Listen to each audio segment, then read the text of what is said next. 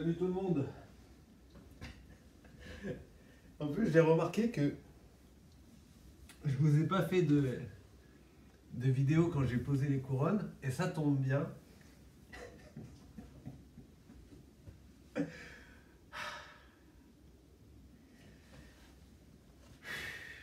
Il faut que je m'en remette parce que j'avais envie de chialer. Bon, donc regardez. Hein. Donc il y a les couronnes qui sont là, il n'y a pas de problème. Donc là, nous sommes le... J'ai posé les couronnes le 30 septembre et on est le 25 novembre. D'accord. Bon, ce qui s'est passé, c'est que la semaine dernière, j'ai eu un petit gonflement au niveau de l'implant là. Le matin, il était rouge. Et je me suis dit, oh là là, il y a une petite infection gingivale, ou un truc comme ça. Et mais il y avait déjà eu une petite infection, je vous avais dit, pendant que les implants cicatrisaient. Il y avait eu une petite infection, et au moment de retirer les fils, elle m'a rien dit de spécial. Pourtant, je lui avais dit, mais apparemment, c'était pas très grave. Donc je me suis dit, ça va être pareil, c'est une petite boule de pus, j'ai appuyé, il y a du pus qui est sorti. Donc je me dis, bon, rien de grave pour le moment, ça sert à rien de s'inquiéter, ça peut arriver, j'ai pris du bain de bouche. J'utilise les brossettes, etc. Donc il n'y a pas de problème. Donc le lendemain, pareil, il y a un peu de pus, c'était jeudi dernier. Voilà. Donc vendredi, il y a un peu de pus et tout. Bon, j'ai dit, si ça va pas, lundi, je les contacte. Lundi ça allait, après samedi ça a saigné un peu, dimanche ça saignait un peu, mais après lundi, plus de saignement, pas de gonflement, je vois pas qu'il y a de pus, mais le problème il y avait une odeur, un peu comme une nécrose dentaire, hein, ou quand les aliments, vous voyez quand les aliments pourrissent, il y a une odeur. Donc mardi j'achète du fil dentaire, tu vois, parce que j'utilisais les brossettes, plus brosse à dents électrique, plus brosse à dents, etc. etc. Plus bain de bouche, je ne peux pas faire autrement. Je passe 10 à 15 minutes à me brosser les dents matin, midi et soir, je ne peux pas faire mieux. Je suis désolé quoi. Donc mardi, j'utilise le fil dentaire, je ressors un peu de pus, et là je me dis oh putain. Et donc l'après-midi, j'appelle et tout, et je dis bon ben voilà, j'explique la situation comme je viens de vous dire. Et elle me dit bon, on va essayer de vous caser vite fait jeudi entre deux rendez-vous. Donc elle prend un créneau de 15 minutes. Genre elle me dit viens à 15h15, donc rendez-vous à 16h pour un autre patient. Donc elle me dit bon ça, je pense que c'est rien de grave, allez, ça doit être un petit bourrage alimentaire et tout, mais j'avais pas d'aliments coincés quoi. Parce que je repassais le fil dentaire, il était propre, il puait mais il était propre quoi. Et donc là je vois les internes et les externes, je passe les internes et externes, ils sont 3. Donc il regarde et il me dit oh là ouais, effectivement il y a du pus. D'ailleurs là je commence à avoir mal maintenant. Et elle me dit oh là ça sent un peu le roussi là, je dois vous avouer, on va faire une radio. Donc elle dit ouais il y a une inflammation à la radio, mais c'est pas non plus un truc de fou quoi. Donc j'attends, je patiente et on dit bon la personne qui vous a posé les implants et celui-là qui vous a posé la couronne, on les attend. D'ailleurs, il devait m'enlever la couronne pour regarder le gars, tu vois. Mais je sais pas, il n'a pas voulu là. Il était pressé, on dirait, ça le faisait chier. Il regarde, il me dit, mais l'implant bouge pas et tout. Bon, il y a du pus qui sort et tout, donc ça sent le roussi. Mais il n'a pas enlevé l'implant, alors que celle qui a. Il n'a pas enlevé la couronne, alors que celle qui a posé l'implant lui a dit, il va vous enlever la couronne pour regarder. Mais le gars, on voit, il avait la flemme de le faire. Donc moi, j'ai pas insisté, tu vois, j'ai pas voulu faire le mec. Il me dit bon en tout cas ça sent le roussi, ce qu'on va faire on va te mettre 10 jours sous antibiotiques et on te revoit le 6 janvier. Le 6 janvier hein. Il me dit le 6 janvier on fait le point et s'il n'y a pas eu d'évolution, il va falloir faire une dépose de l'implant.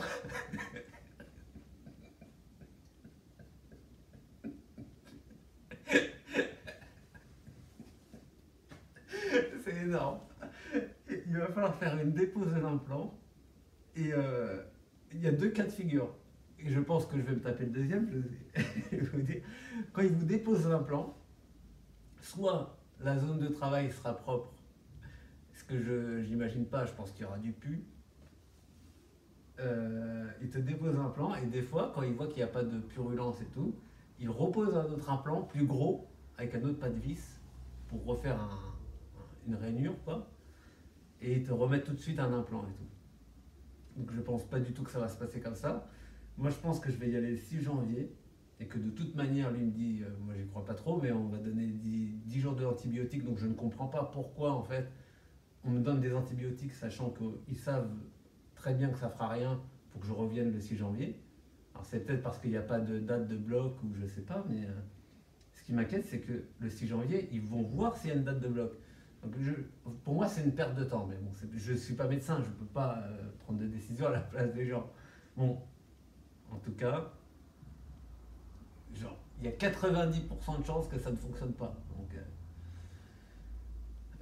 Donc ce qui va se passer, c'est que le 6 janvier, on va faire le point et je vais reposer un bloc en fait pour qu'ils enlèvent l'implant. D'accord. Et après, on part sur 3 mois de cicatrisation avant de reposer un implant. Et alors je ne sais pas si avec le nouvel implant on pourra reposer ma couronne directement. Ce serait bien. Mais ce qui m'inquiète moi c'est qu'au bout des 3 mois, on me dise qu'il faut remettre encore les gouttières. Vous vous rappelez les gouttières avec l'espace pour garder l'espace de la dent et qu'on reparte en fait sur 6 mois de gouttières H24 et que je suis obligé de garder. Et comme j'aurai celle du bas, bah, je serai obligé de mettre celle du haut parce que sinon ça va être gênant quoi. Donc voilà, la nouvelle vient de tomber. Donc, je vais, Ah. Il y avait 5% de chance qu'il y ait un rejet d'implant. Bon, il me dit 5% de chance, néanmoins, sur Internet, ils disent qu'il y a beaucoup plus de rejets d'implants qu'avant parce qu'il y a beaucoup plus de gens qui ont recours aux implants aujourd'hui. Et on estime que ce serait peut-être c'est passé de 5 plutôt à 8%, entre 8, 5 et 8, 5 et 10% en fait, du coup. Parce qu'ils disent qu'il y a 8% de rejets à peu près, mais ça dépend des pays en fait. Donc je crois que c'était les trucs des Pays-Bas, les chiffres des Pays-Bas, mais j'imagine que la moyenne a augmenté partout en Europe ou dans le monde. D'ailleurs, les rejets d'implants, ça arrive souvent quand les gens sont des fumeurs, buveurs ou qui a une mauvaise hygiène. Moi, quand il a ouvert la gencive comme ça pour nettoyer avec l'ultrason, il m'a dit il n'y a rien, il n'y a pas de débris alimentaire. Il m'a dit non, je vois bien que tu as été nickel au niveau de l'hygiène. Quoi. Il m'a dit c'est vraiment pas de chance. Quoi. Il m'a dit ça arrive jamais. Il m'a dit ça arrive jamais. On ne peut pas savoir ce qui s'est passé là. Donc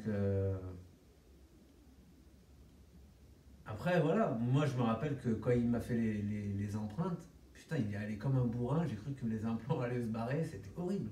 Ils vont mettre comme ça des tiges en métal qu'ils accrochent dans une espèce de glu, quoi, un moule, et ils t'arrachent comme ça le pas de vis, quoi, qui sort de... C'est horrible, quoi. Donc moi je me suis dit, waouh, putain, ça fout les jetons ton truc, quoi. Mais je me rappelle très bien que déjà quand il avait enlevé la vis, ça puait un peu, tu vois, ça sentait pas le... Après, il y a un os en dessous, quoi, mais la vis est fermée, je sentais que c'était pas... Il n'y avait pas une odeur de propre, quoi, tu vois. Mais non, je pense que voilà, faute à pas de chance, c'est comme ça. Mais... Donc voilà, c'est karma, c'est comme ça. Hein. Tout s'est bien passé. Moi, j'ai eu aucun problème avec la génioplastie, la double maxillo, la disjonction. Et voilà. Hein. La dernière étape, les implants, bon, bah voilà. Donc on va repartir sur une pose d'implant. Donc je pense que ce sera la même vis parce qu'ils vont laisser cicatriser en fait. Ils vont enlever la vis, ils vont laisser refermer l'os et après ils vont repartir dans l'os. Alors là, le truc le plus ouf qui pourrait arriver, c'est que le deuxième implant soit rejeté. Alors là, ce serait le coup de grâce quoi. Parce que honnêtement, si le deuxième est rejeté, ça veut dire qu'il y a un problème quoi. Que ce côté-là, il n'y a pas de moyen de mettre des implants. Donc à ce moment-là, vraiment, dernier recours, hein, mais je pense à tout. Quoi. Ben, je ferai une prothèse amovible, en fait. Un truc qui se clipse avec des fils de fer qui passent, je sais pas quoi. Mais j'aurais pas le choix en fait. Je n'irai pas à un troisième implant, quoi. Bon, espérons que le deuxième soit la bonne, mais voilà. Bon, il y a mon ortho qui m'a donné ça là. Donc là, on a les. Attendez. Regardez ce couteau. Couteau de chasse. Ça, c'est donc pour faire du petit bois, ça. Ça, c'est bien. Hop.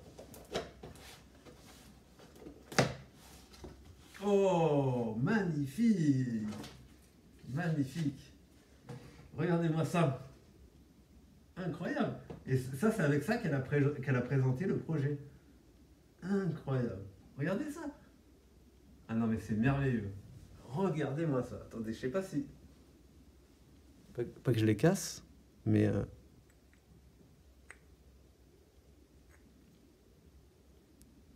Incroyable, hein.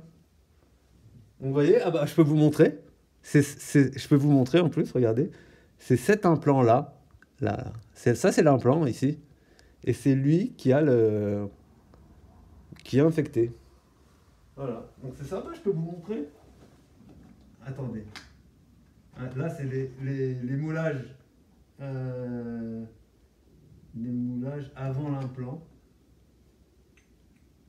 Avant l'implant et je crois que c'est avant la double maxillo même. Ouais, je pense. Je pense. Oh là là, regardez. Oh là là, c'est énorme. Regardez le départ. Attendez. Hop. Je sais pas si on voit bien. Attendez. Attendez, je sais pas si on... voilà. Non mais attendez, c'est fou, hein. Attendez, je crois qu'il faut que je les rapproche quand même. Voilà. Regardez au départ comme c'était. Incroyable, hein. Regardez le trou qu'il y avait là. C'est fou. Ouais, j'avais un trou ici aussi. Non, mais incroyable. Vous avez vu ça? Attendez, regardez. Putain, mais ça fout les jetons, hein.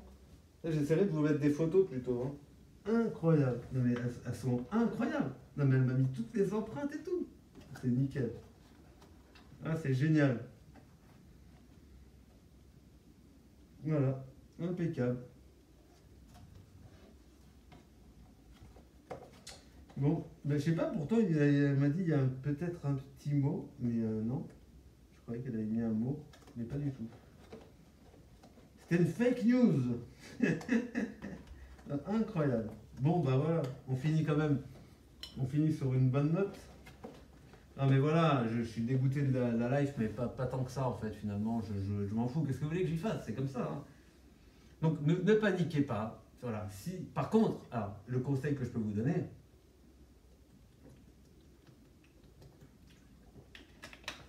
si vous avez du pu, ça semble évident comme ça, mais si vous avez du pu qui sort de l'endroit où vous avez l'implant, mais ne réfléchissez même pas. Vous appelez l'endroit où vous avez eu l'implant et vous dites j'ai du pu qui sort de la zone de l'implant. Et vous y allez au plus vite, quoi. Parce que là, voilà, c'est... parce que ça peut être, si c'est pas trop profond avec les antibiotiques, ça peut être nettoyé, ça arrive, mais c'est très rare. En général, quand il y a du pu, parce que là, le pu, je crois qu'il sort vraiment de l'os, quoi. Donc là, c'est pas que la gencive, c'est vraiment au niveau de la tige, quoi. Donc là, tu peux rien faire. Donc voilà, c'était pour vous donner un peu des nouvelles. Voilà, j'ai que ça qu'à dire. Qu'est-ce que vous voulez que je vous dise, moi? Non mais je ris parce que c'est nerveux, mais oui, je suis un peu dégoûté, mais bon, franchement, au point où on en est, franchement, double maxillo-génioplastie, disjonction, tu veux mettre un autre implant, allez, on rechange l'implant. Qu'est-ce qu'on en a à foutre, quoi? C'est juste le bloc qui est chiant, parce que pendant 1h30, je vais être comme ça, ils vont retirer l'implant, ils vont le dévisser, ça va être assez hardcore, mais ça va aller vite, quoi. S'ils font que le dévisser, après ils vont mettre des produits et tout, j'imagine, un pansement. Et après, ils vont refermer ça. Ce qui me fait chier, c'est que je vais devoir reporter les gouttières. C'est ça qui est chiant. Donc, je ne sais pas si on peut couper les gouttières pour garder que la zone où il y a le bouchon à mettre. C'est possible. Donc je me renseignerai par rapport à ça. Et je vous tiendrai bien sûr au courant. Donc le 6 janvier, ce sera officiel. Donc je pense que ce le sera, mais je vous ferai une petite vidéo pour vous dire ce qu'ils ont dit. Voilà. Bah sinon, je pouvais croquer, quoi. Je pouvais croquer dans des pommes et tout. Je peux remanger, nickel, tout ce que je veux, quoi. Mais bon, j'ai mangé un sandwich baguette. J'avais l'impression que mes dents allaient partir avec, quand même. C'était hyper dur, quand même, hein. Donc, je pense qu'on peut manger un peu comme tout le monde, mais croquer dans un sandwich baguette, c'est chaud, quand même. Dans les miches kebab, panini et tout, ça va. Mais baguette, c'est chaud. Voilà. Bon, moi je vais faire à manger, puis je vais prendre les antibiotiques. On va commencer. Même si ça ne sert à rien, mais bon, c'est comme ça. Voilà. Bon, je vous dis bye bye. Allez, je vous dis bye bye. Et à la prochaine. Ciao. Ciao. Ciao.